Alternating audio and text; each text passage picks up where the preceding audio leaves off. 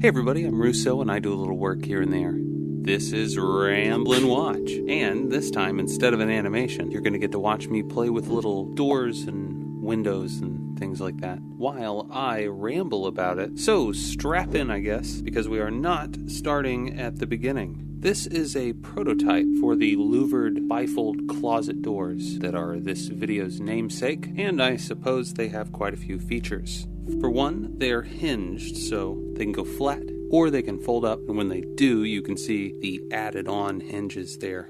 They're kind of messy, but this whole thing was a test. On the other side, you can see that the two panels are just connected, and on the ends I have holes to add in some pins, which will guide it along a little track, which you can embed in whatever, I suppose. There's no doorknob on here, of course, but you may have already spotted the reason I didn't take this any further. I mean, ignoring that it looks a little wobbly, the big problem is that it is too thick. How thick are those closet doors? Well, like 6 inches? Also, the fins are too big and not close enough together, and I mean, move them together and these could easily be the doors for a server closet or something. They definitely look sturdy enough for that. But a closet door, I didn't want to waste my time doing a second one of these and the whole track and everything when I know it needs to be a lot thinner than this. So we'll add to this picture another item that had a similar problem. I mean, other problems as well, but I'm sure a lot of you remember this working miniature door. And while it is pretty nice, it has that same thickness problem. Open it up and this is a very thick door. I mean, there are other problems. One, I kind of think it opens the wrong way, though I guess it depends on how the door is mounted. But also the hinge is too far inset, so the door doesn't open all the way. Not to mention the door is oversized. It's a very tall door. It's probably like 9 feet. I don't know. It's totally uncharacteristic for a door of this style. And the bead handles, it just looks bad. So that's another thing that needs work. I mean, really, the faces of it look fine, and the frame of the door is probably all right. But that door needs to be half as thick. And the louver doors, well, they need to be even thinner. But the louver doors have the advantage of having a far improved hinge. It's 2 layers. One of the layers is bonded to multiple surfaces. And in all, it's pretty robust. I mean, it seems that way for now, at least. But yeah, you might have been familiar with the quote-unquote working miniature door, but you might not be familiar with the much better than either of these other items, working miniature window, which is mounted in a brick wall. It's only one side of the brick wall. And this window has problems as well. Really, the bottom panel should be a little bit taller, and I think I can reconcile this. I have extra parts, so I could make another one. And really, this is nice. This is 3 layers, I suppose, for the panels of the windows. And the middle layer is mylar, so they're see-through. If I get a little implement in here, I can raise and lower that bottom pane.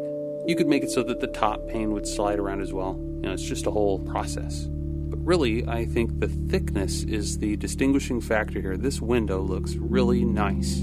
I mean, you can disagree. It is kind of fuzzy by now, because it's a very old window.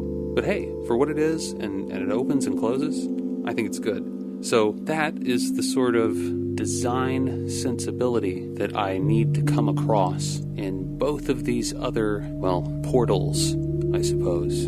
Here we'll get watercolor guy to come in, act as a reference for scale. So, yeah, layers. There are basically 4 different layers for these louver doors. The first one, as I said, is linked. It's just 2 panels hooked together in 3 spots. That's where the hinges would be. And I bend that in half and build it up one side at a time. Like everything else, it's a whole process. To each side of that, I added 3 of these bits with little notches cut out. And that's so the hinges I was adding on later would have a little place to sit. It wouldn't take up extra room when folded, Look at a door. The side walls on this piece are the same width as on the first piece, but I just did that for the 2 outside layers. I probably shouldn't have done 2 layers, but that's what I did. Here is a piece with both those thinner side walls and little notches cut out of 2 of the corners. I had 4 pieces with the little bits out of the corners to accommodate the tiny pins that I have not put in. But it's fine, we'll get past it. The last several pieces were just full frames. This one has the wider edges, but there were some, just not the last two, I guess, that had the thinner sides. So this thing is, 12 layers thick? It's probably way too much. And I think, more experiments are probably necessary for that. I have an idea for 3 layers, and I have an idea for 5, and both of them would look pretty different. I mean, it would be a different process each time, and might not be that easy one way or the other. So, yeah, I'll have to keep you posted on that. 5 layers is probably the way to go for a closet door like this one. In my mind, it seems like an appropriate number of layers of this particular cardstock. I don't know what you're working with. 3 layers would probably be more appropriate for a shower door, maybe? Hey, shower doors. If anybody would like to see a sliding shower door at some point, maybe leave a comment and I will know that you are out there. I might do it anyway. Maybe there is some other kind of door you'd like to see. Or some other kind of simple machine, perhaps? A bread box? Well, maybe not bread boxes. I don't know, what do you think? Shower doors, bread boxes, would you be interested in seeing these things? I can see my needing scale versions of them, so I guess we'll just have to see. Until next time, this has been Ramble and Watch on Russo Works, and I'm Russo, out.